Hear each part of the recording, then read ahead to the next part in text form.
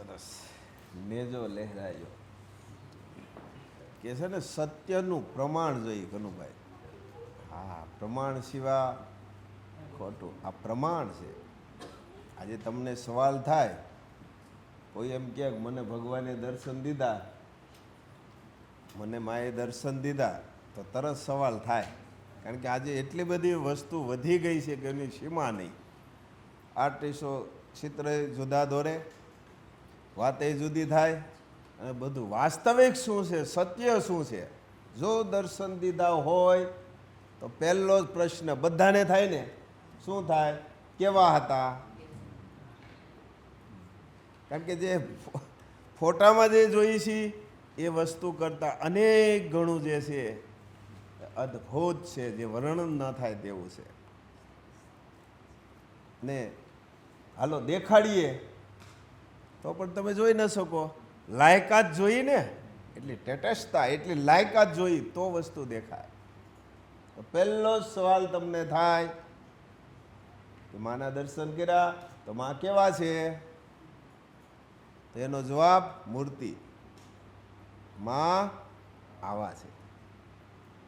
હે આમ તમે આમ સામે જુઓ હતા, માનું ત્રીજું નેત્ર, એક હાથમાં ચક્ર, એક હાથમાં વેદ, એક હાથમાં આશીર્વાદથી, એ પણ જો ઓમ છે એમાં હાથમાં, અને એક હાથમાં ત્રિશૂળ. હા, તો થોડુંક આમ એમ થાય કે ના ના બરોબર આમાં આવા છે. પણ જેની અંદર લાયકાત હોય ને એને ખ્યાલ આવી જાય. પણ આમ દેખાડવા જાય તો એ જોઈ શકો નહીં, કારણ કે આ નેત્રથી જોઈ જ નથી. દ્રષ્ટિ બદલાવી પડે તો થાય.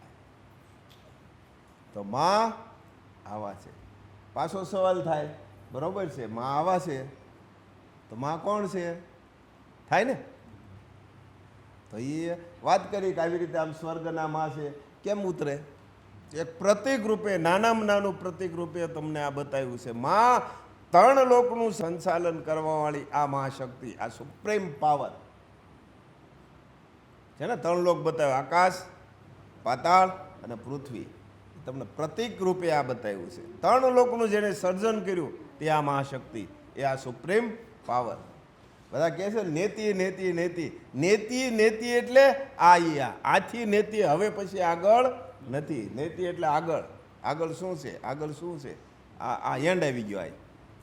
આ બ્રહ્મા વિષ્ણુ મહેશની ઉપરની વાત છે. આ મહાશક્તિ, એ આ સુપ્રીમ પાવર, એ આ વિધાતા. હા, એ આ સર્જનહારી, એ આ મહાશક્તિ. તો આમાં ત્રણ લોકનું જેને સર્જન કર્યું તે આ. પાછો સવાલ થાય, એ તો બરોબર છે. હજી તો તમારા મન છે ને, કારણ કે આજે એ તમારો કોઈનો વાંક નથી, કારણ કે બધીએ હળગે જ છે. વાતો જુદી કરે, બતાવે જુદું, એટલે આપણને એમ થાય કે હાલો આ બધું તું તો નહીં હોય ને. થાય જ, અને થવું જોઈએ. હું તો કહું સત્યમાં પ્રશ્ન થવો જ જોઈએ, અને એનો પૂરેપૂરો જવાબ હોવો જ જોઈએ. તો એનું પ્રમાણ તો તમારે હજારો લોકોએ નજરે આંખે જોયેલી વસ્તુ 87 દિવસમાં નિર્માણ થયું. જોકે 87 દિવસ થાય પણ નહીં, પણ છતાં તમને એક મોકો મળ્યો કે એક તમને એક તક મોટામાં મોટી આપી કે 87 દિવસમાં તમારી નજર સમક્ષ આખું નિર્માણ થયું છે ને. પ્રમાણ, સત્યનું પ્રમાણ. પછી હમણાં શોભાએ ગાયું નેજો, આ દેવલોકનો નેજો. આ નેજા હેઠળ કોઈ નાતી જાતિ કંઈ પણ છે નહીં. માત્ર માં કર્મને, ત્યાં ઉપર કર્મને જ ઓળખે છે. પ્રકૃતિના નિયમ, સત્યતા તરફ તમે કેટલા હાલ્યા અને પ્રકૃતિના નિયમનું કેટલું પાલન કર્યું ને તે જ ત્યાં જોવે છે. ત્યાં નાતી જાતિ કોઈ પણ જોતા નથી. હા, એ નેજો. નેજો જો એમાં આખું માએ જે બ્રહ્માંડની રચના કરી એ આખો ગોળો છે. જો એમાં પૃથ્વી બનાવી, અને પૃથ્વીમાં પશુઓ, પક્ષીઓ, વૃક્ષો, વનસ્પતિ, તમામ વસ્તુ જેટલું છે એ તમામ વસ્તુ આ પૃથ્વીમાં જ છે ને. પાણી શેમાં આવ્યું? બ્રહ્માંડ જે કાંઈ છે એ બધું આમાં જ આવ્યું ને. હા, એ આખું નિર્માણ કર્યા પછી એને વ્યવસ્થા માટે એની ઉપર જો ગોળા ઉપર ઓમ છે. એટલે આ પૃથ્વીનું સંચાલન માટે 3 દેવને ઉત્પન્ન કર્યા, બ્રહ્મા, વિષ્ણુ અને મહેશ. હા, પછી એની ઉપર નેજો છે 3 પાખ્યાનો. જો એક પૂંછડી વાળો નથી, 2 પૂંછડી વાળો, 3 પાખ્યા છે. ત્રણ પૂંછડી એમ જેને કહેવાય ને, 3 પાખ્યાની ધજા. એટલે કર્તવ્ય કર્મ, કર્મ ભક્તિ અને કર્મયોગ એને પણ લાગુ પડે. કોને? પૃથ્વીમાં રહેનારી બધી જે જીવ છે, જીવ એને, અને બ્રહ્મા, વિષ્ણુ, મહેશને પણ તે નિયમ લાગુ પડે. એની ઉપર જો સુંદડી છે, એટલે આખું જે કાંઈ છે તે માની જ લીલા, એનું જ આ બધું સર્જન કરેલું છે. પછી એની ઉપર જો ત્રિશુલ છે. ત્રિશુલ એટલે શક્તિ સંચાલિત છે. કોઈ વસ્તુ એમનેમ થતું નથી. કોઈ એમ કે હું આમ કરું, હું આમ કરું, કાંઈ હુંથી થાય નહીં. તમે ધાર્યું હોય કંઈ, અને ઘડી ઘટના પણ જુદી જ બને છે. બને જ છે ને આજે ઘટના. કોઈનું ધાર્યું થતું નથી. એટલે શક્તિ છે એ સંચાલિત છે, બધા તેની નીચે છે.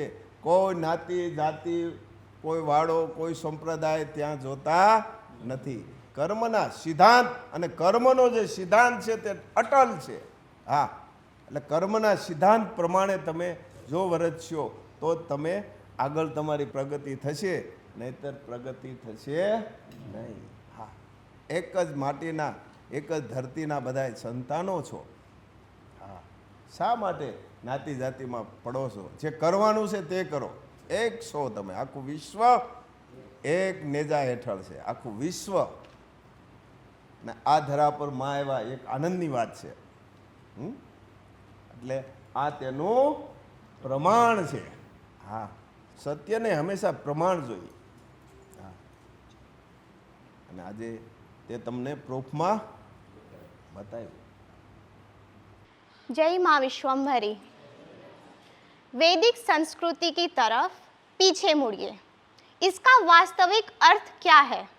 आज के समय में मनुष्य की सुविधाओं के लिए नए नए आविष्कारों बन रहे हैं, जैसे टीवी या फिर एसी है, कंप्यूटर, लैपटॉप, मोबाइल फ़ोन, सारी इलेक्ट्रॉनिक चीज़ें है ना। तो फिर आज यही सब चीज़ें का हम उपयोग कर रहे हैं। अभी हम मन से सोचें तो यही सब चीज़ों का उपयोग करके हमारे रोज़िंदा कार्य में हमें आराम मिलता है, क्योंकि हम उसका सहारा ले रहे हैं। वहीं जब अगर हम बुद्धि से सोचते हैं, तो जब हम यह चीज़ पर निर्भय हो जाते हैं, तब हम हमारा कर्तव्य कर्म भी भूल जाते हैं, हम आलसी बन जाते हैं। जैसे कि अगर पूरे दिन हम एसी में रहे तो हमारे लिए गर्मी सहन करना मुश्किल हो जाता है, वह गर्मी हमारे लिए असहनीय हो जाती है। हमारा कीमती समय हम ज़्यादा से ज़्यादा मोबाइल फ़ोन में बिताते हैं, न देखने का देखते हैं।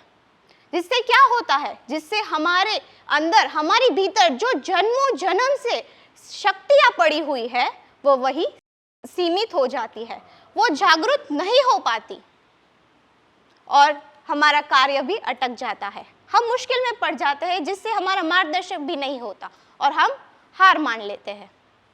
अरे सोचिए तो सही, क्या ये सब हमारे लिए अच्छा है या नहीं? सोच के देखिए कि यह परिवर्तन हमारे जीवन में हानिकारक है या नहीं। यह सब चीज़, ये सब सुविधा हमारे जीवात्मा को कितना हानि पहुंचाती है, फिर भी हम उसका दुरुपयोग कभी कभी कर जाते हैं। कभी कभी नहीं, ज़्यादा से ज़्यादा समय हम उसका दुरुपयोग ही करते हैं। आज सब देखिए, हम सब भटक रहे हैं, राह भटक जाते हैं, रोने लगते हैं, हार मान लेते हैं। संघर्ष आते ही हम सब हार मान के बैठ जाते हैं। नहीं, आज हम सब ज़्यादा से ज़्यादा हमारी वह वैदिक संस्कृति भूल रहे हैं जो युगों युगों से चली आ रही है। प्रकृति को देखिए, कभी उनमें परिवर्तन हुआ? कभी सूरज ने कहा कि आज मैं धूप नहीं दूंगा, या दूंगा तो थोड़ी सी ही दूंगा, ज्यादा नहीं दूंगा। कभी पेड़ ने कहा आज मैं फल नहीं दूंगा, मेरा मूड नहीं है, मुझे आलस आ रही है। कभी पौधों ने कहा कि मैं फूल नहीं दूंगा, अगर दूंगा तो असुगंधित फूल ही दूंगा। नहीं ना।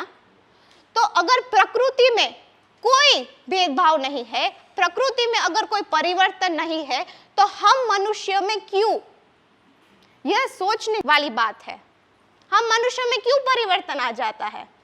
आज श्री महापात्र हमें वही वैदिक संस्कृति सिखा रहे हैं जो युगों युगों से चली आ रही है और आज हम सब समय आने पे भूल चुके हैं। बड़ों का कैसे मान सम्मान करना, उनके साथ कैसे व्यवहार करना, कुटुंब में, परिवार में, समाज में कैसे रहना, नियमित जीवन कैसे जीना, हमारे कर्तव्य कर्मों को पूरी निष्ठा से कैसे निभाना, ये सब हमें श्री महापात्र आज सिखा रहे हैं। श्री महापात्र का जीवन देखिए, 9 मणके की माला में से एक मणका आता है ना कि श्री महापात्र को ध्यान में रख के दरेक कार्य करिए। तो फिर इसका उपयोग हम क्यों नहीं कर रहे हैं? श्री महापात्र ने तो हमें सिर्फ 2 धागे दिए हैं, सिर्फ 2 ही। पहला है 9 मणके की माला, दूसरा है 17 वैदिक सद्गुणों रूपी का आचरण। ये सिर्फ 2 ही धागे हैं जो हमें स्वयं महाशक्ति तक पहुंचाते हैं। तो ये हमारे जीवात्मा को भी उद्धार कर देंगे। निर्णय हमें लेना है, चलना या नहीं, क्योंकि ये 2 धागे हमारे लिए हमारे हथियार है। इसलिए चलना या नहीं, बोलना या करके दिखाना, यह सिर्फ हमारे ऊपर ही निर्भर करता है। 56 भोग है, उनको खाना या नहीं, वो आज हमें तय करना है। सिर्फ सोचते ही रहना है कि कुछ करना भी है। श्री महापात्र रोज रोज हमको कितना कुछ दे रहे हैं और सिर्फ कह के नहीं बल्कि प्रैक्टिकल में करके भी बता रहे हैं। आज हम सब हमारे आंखों से देख रहे हैं, सुबह शाम कोई भी परिस्थिति हो, कोई भी समस्या हो, उसका समाधान हंसते हंसते निकाल देते हैं। तो फिर हम क्यों नहीं कर सकते? श्री महापात्र को ध्यान में रख के दरेक कार्य करें। वो मटके को याद कीजिए, वो हथियार का उपयोग कीजिए। क्यों निराश हो जाते हो, क्यों रोने लगते हो? हम सब किसके बेटे हैं वो तो जरा सोचिए। तो फिर वो हथियार दिया है, उसका उपयोग क्यों नहीं कर रहे? लिखना तो हमें ही पड़ेगा ना, पेपर दे दिया, का आंसर भी दे दिया, लेकिन लिखना तो हमें ही पड़ेगा। खाना दिया है, हमारी माँ जो हमें खाना पिरोसती है, भूख लगी है, पूरी थाली तैयार है, उसका खाना तो हमें ही पड़ेगा ना।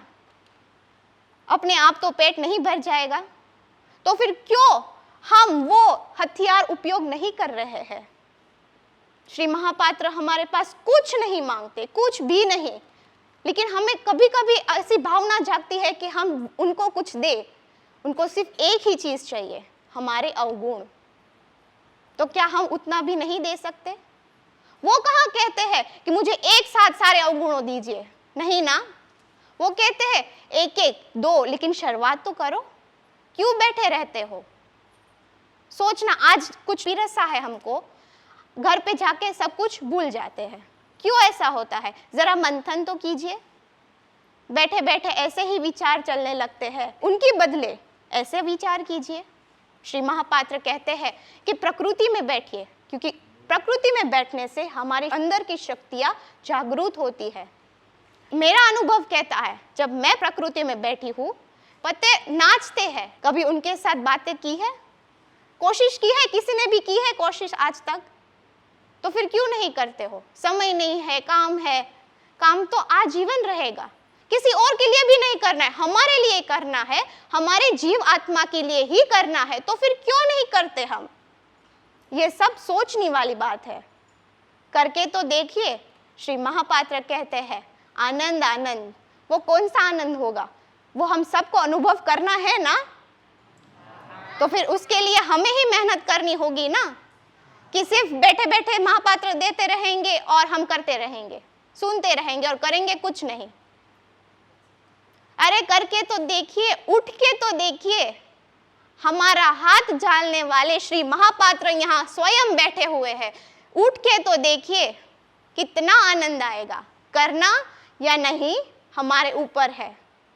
जैसे मैंने कहा, 56 भोग खाना या नहीं वो हमारे ऊपर ही है। जय माँ विश्वम्भरी। અવગુણ દહીં તો જુઓ કેવો આનંદ છે. જે વાત થઈ તે અનુભવી તો જુઓ.